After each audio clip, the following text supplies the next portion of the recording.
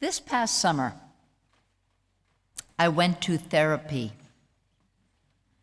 My mom, who was a therapist, taught me that when you are struggling with something that is important to you, when you feel pain or worry and can't fall asleep at night or concentrate on your work during the day, it's good to talk to someone, a non-judgmental listener who can help you understand your emotions, clarify your options, and work on effective solutions. So, with my mom's wisdom in my ear, I went to therapy. Israel therapy. Yes, that's a real thing.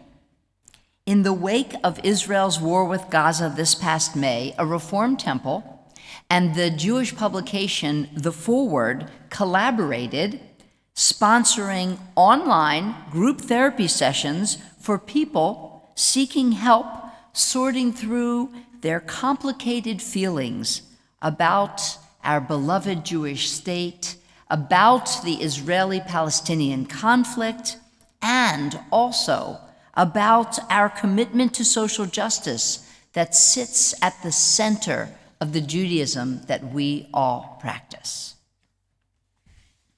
This wasn't the first time that I've had these feelings, but somehow the events this past spring that led to the rockets and the bombings and the protests left me more anxious, more conflicted, more confused, and in search of more people who shared my distress. Over 500 people attended the opening session. I was obviously not alone.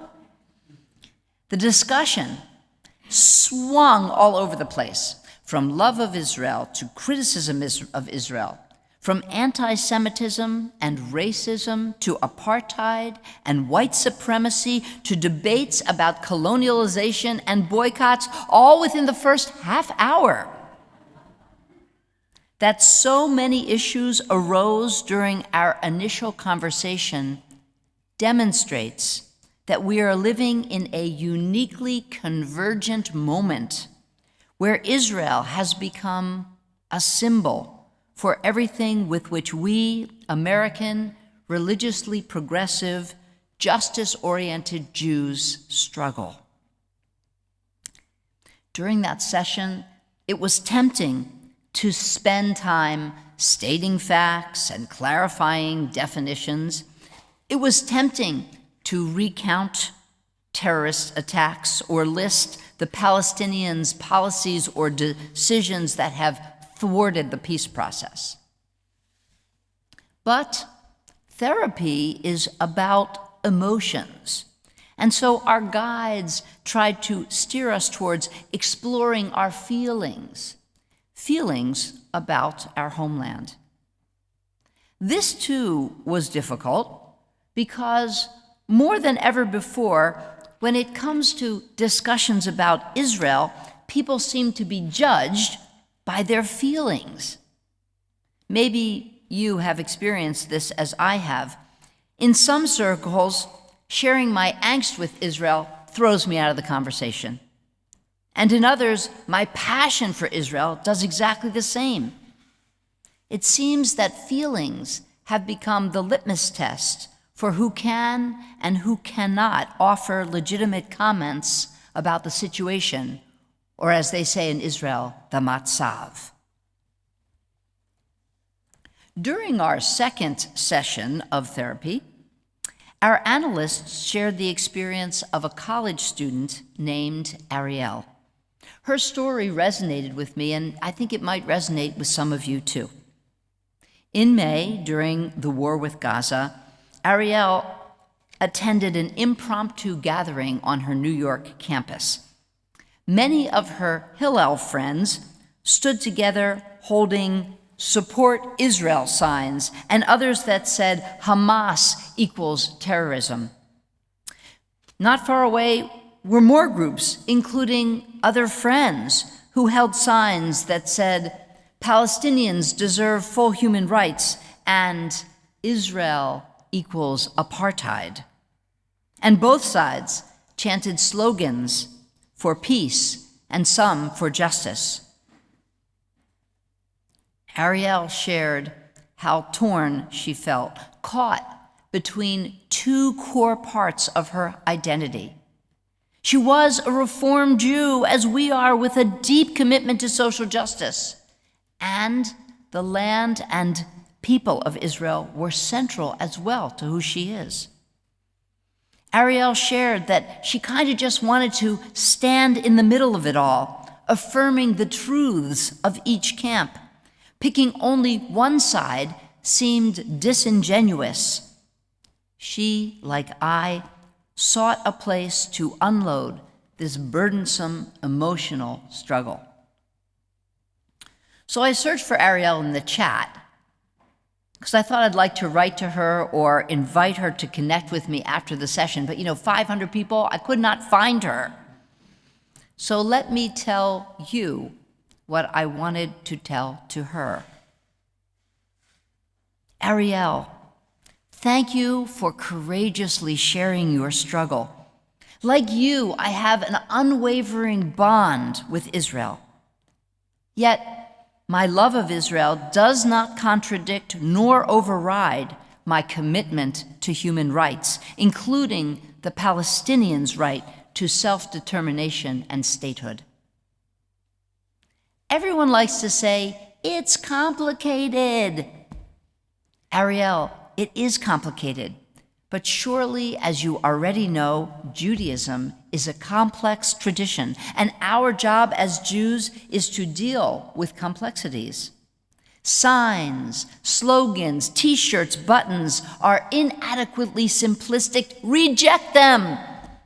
Don't let anyone tell you it is either or, with us, against us, Zionism, anti-Zionism. These binaries are false and even impede moving forward to an Israel about which we all dream. Ariel, stay right where you are, where you can convene a conversation. And as uncomfortable as it is, embrace the mess of conflicting emotions. Resist embedding yourself entirely on one side. This doesn't mean letting go of your own strong and clear opinions. It doesn't mean accepting the status quo. From the middle, you can reach others who may intentionally linger on the edge of their group, looking for someone just like you. And in the middle, you have a sightline on truths from other camps. Keep your eye on those truths, because if we demonize one side, we miss the responsibility of both. And if we assert the pure of one side, we miss the humanity of both. Speak from a place that rejects false binaries, but listens to multiple narratives and histories. This is the best place to build relationships that will move the needle towards a shared vision of peace. Ariel, I'm rooting for you, for all of us who, from a place of great love for Israel and all humanity, feel torn and conflicted and sad and worried and eager to figure out how to do more. Perhaps not everybody in that therapy group would have agreed with my advice to Ariel. I know not everyone in this congregation would agree with my advice to her either, and I'm okay with that. As the Jewish community certainly does, the Rodef Shalom family span the spectrum of beliefs about Israel and Zionism and our relationship to both. And that spectrum is complicated. For me, to better understand it, I looked to a great thinker, Daniel Hartman, an American-born Israeli rabbi and philosopher who captures this diversity of opinion through a very helpful lens. I've learned a lot from him, and by the way, he will be speaking in our 3-part program in October on the Israeli-Palestinian conflict, which should be excellent. Hartman speaks about the Jewish people's relationship to Israel through 2 continuums. One, the continuum from the uncommitted to the committed. The other, the continuum from the untroubled to the troubled. If you think of these two, maybe put them on top of each other, you can imagine a variety of combinations of these views. So like over here, we have the troubled committed, who are distressed by Israel's actions but remain supportive. Got them? Okay. Then here we might have the troubled uncommitted, who have similar feelings of distress but have withdrawn their support. And then there are you following? The untroubled uncommitted, who have no appreciation for the need for a Jewish state at all, and certainly have no sympathy for Israel or its challenges. Finally, we have the untroubled committed. Okay, I appreciate the head nodding.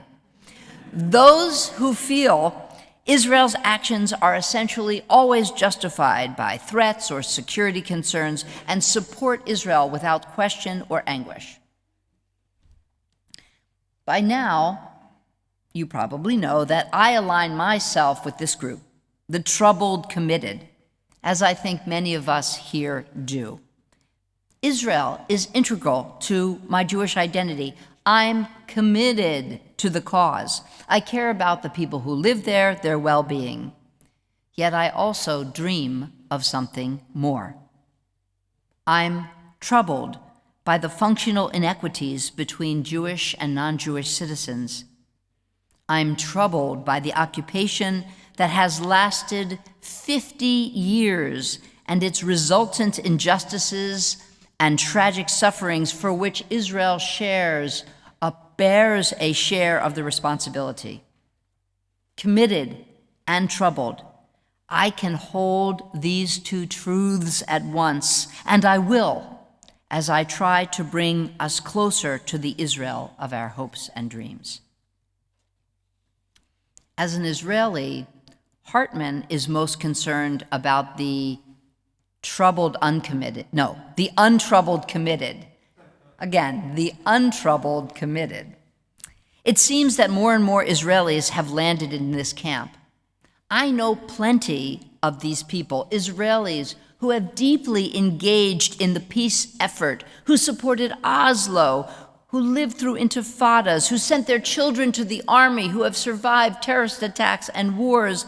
They are tired and they don't see a light at the end of the tunnel. They have accepted quiet where they once worked for peace. Hartman is speaking most critically to this group, who must re-engage if there is to be any hope for future peace. For me, the category of most concern is the troubled uncommitted. The troubled uncommitted. Many of these people are American Jews, especially young people. Their connection to Israel is loosening. We see their commitment waning. They no longer are willing to invest emotional and spiritual energy defending not only the state of Israel, but also the legitimacy of a Jewish homeland. I wonder if they have focused so much on Israel as a cause that they have lost touch with it as a place, a land that lives and breathes the Jewish story, and a nation of people who deserve to live safe and normal lives. We think we can bring them, the troubled uncommitted, back by explaining to them Israel's side of the story. But they feel it's just time to move on, not to rehash old pointing of fingers.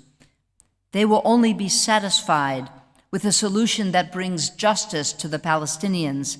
And this is where we should meet them and join them, and at the same time show them that they need not abandon their love for or dedication to our Jewish homeland.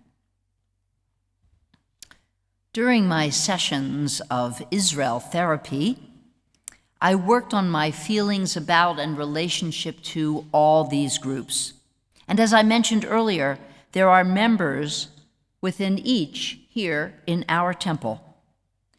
While I strive to wrap my arms around the entire Jewish family, respecting and loving our diversity, I also strive to keep all of us tethered to the inspirational and indispensable experiment called the Zionist Project. I want to repair the frayed cord of the uncommitted. Caring about Israel does not require us to accept everything it does. And I want to help the untroubled to see that demanding social justice from our Jewish state is not only within the bounds of our tradition, but critical to our future. My mother also taught me that therapy can only be effective if we bring our whole honest selves to the conversation. My Jewish self is not complete without Israel. The Jewish narrative that lives within me, within us, began in that very land. First, when we were a tribe, later we were a kingdom. And then, for 2,000 years, we were homeless and powerless, which didn't go very well for us, and I am not keen to return to those times. While the fragile security of Jews worldwide is a dimension of my support for Israel, my Zionism is not a geopolitical statement. It is so much more. My Zionism is a commitment to Judaism that is made more dynamic through its connection with and life in its homeland. Even for all of us, those who don't even live there, the stories of the family home are part of our story. We return to them to remember who we are. They ground us as we continue to grow. My Zionism brings our moral obligations rooted in our tradition to that very homeland. In Exodus, we are commanded one law for citizen and stranger alike. In Genesis, we learn we are all created equally in the image of God. Deuteronomy asserts, tzedek, tzedek. We must double down on our efforts towards justice, tzedek. My Zionism believes that the state of Israel is legitimate, the occupation is not. I believe that the Palestinian rejection of peace and refusal to accept a Jewish state is a primary reason that Israel is still occupying the territories. And Israel cannot end the occupation on its own. The way forward requires a change on both sides. We, as Jews, must work to move our side. And while we struggle to end that occupation, we must bring equity to the Palestinians who live there. My Zionism strives to build up my people, not knock them down. While I have many misgivings about Israeli policy and politics, just as I do about those in America, I have none about Americans and Israelis. All Israelis, from the untroubled to the troubled, deserve the respect of being recognized as citizens of the world and not condemned for the state they live in or the conflict in which they find themselves endlessly embroiled. My Zionism does not allow the complexity of Israel's conflict with the Palestinians to be an excuse for moral ambiguity. Nor does it allow the absence of a peace partner to be justification for unjust actions. Morality in the Torah is not selective. Danger does not excuse brutality, and ethical imperatives cannot be ignored just because they are hard. The whole conflict is not Israel's fault, but making compromises and taking risks to end it will always be Israel's responsibility, because our tradition teaches us to be rodef shalom, pursuers of peace, and it teaches us that we are not obligated to finish the task, but we are also not free to desist from it. Finally, my Zionism is aspirational. It is not an end in and of itself. Rather, it is an opportunity to model justice, a distinctly Jewish justice, on the world stage. We must aim for a place of peace and justice in which Jews and non-Jews can live together, a place that allows for Judaism to flourish alongside the traditions of others. We are a long way from that place, but we cannot lose sight of this vision of our Zionism. Israel is burdened and beautiful. It is smart and scrappy. It is messy and messianic. It is a place of possibility and of pain. It contains our history and our hope. It will take determination by all of us to move from the Israel that is to the Israel about which we dream. In the meantime, I, and I hope all of us, will remain troubled, yet always committed. Amen.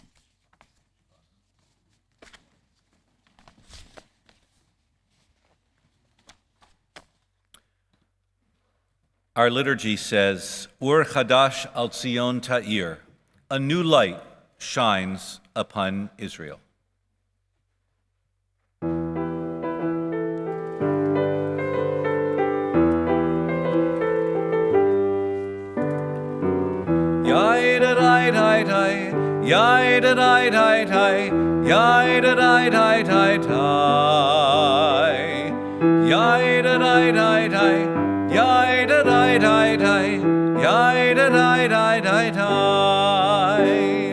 Or Chadash, Or Chadash,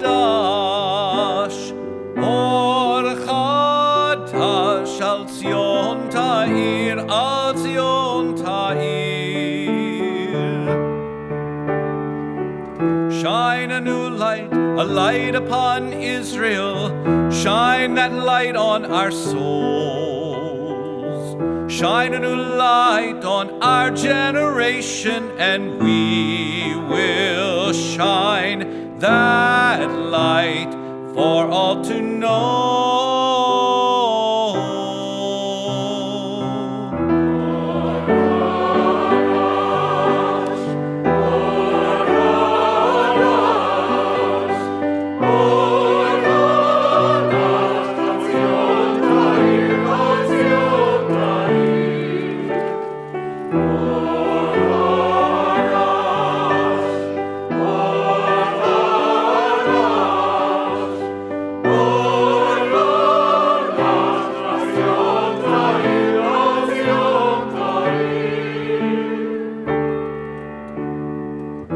ונזכה כולנו מהרה לאורו. ברוך אתה אדוני יוצר המאורות.